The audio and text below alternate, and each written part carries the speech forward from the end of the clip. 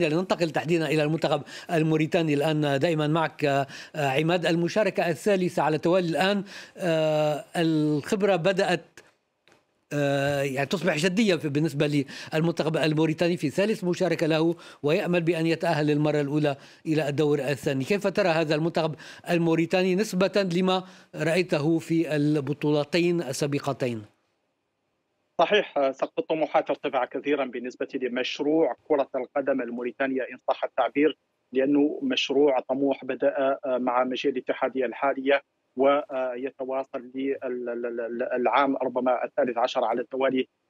لست متأكد من الرقم، ولكن أعتقد بأنه مشروع توج بمشاركة كانت بالنسبة للموريتانيين حلما وتحققت في العام 2019 في مصر، تبعتها أخرى الثانية على التوالي في الكاميرون، وهذه هي الثالثة، تؤكد بأن الكرة الموريتانية تسير على الطريق الصحيح. ما يبقى هو التأكيد من خلال التطور بأنه سقف الطموحات بالنسبة للشارع الرياضي الموريتاني ارتفع وبات يطمح للوصول لثاني الأدوار من هذه البطولة.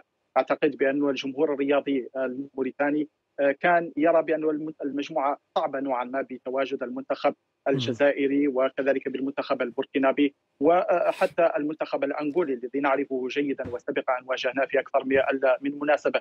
لكن المباراة الأخيرة هي المنتخب الوطني المرابطون ضد منتخب تونس، والخروج بنتيجة التعادل في عقر دار المنتخب التونسي ربما أعطت نوع من الأمل بالنسبة للجماهير الرياضية الموريتانية بأن المنتخب فعلا جاهز لهذه المشاركة.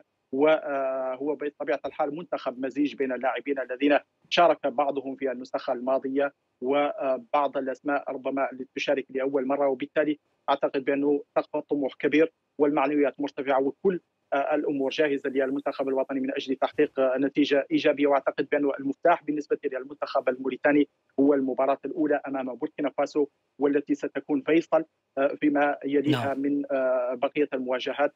منتخب انغولا بامكان المنتخب الوطني اذا كانت الامور تسير بشكل طبيعي ان يحقق نتيجه الانتصار، على ان يكون هنالك حسابات اخرى في المباراه الاخيره ضد المنتخب الجزائري. على الاقل أكيد بامكان الهدف المنتخب الوطني ان يكون من بين المنتخبات التي تحقق افضل المراكز الثلاثه، وبالتاكيد المطمح هو التواجد في الدور الثاني من هذه البطوله.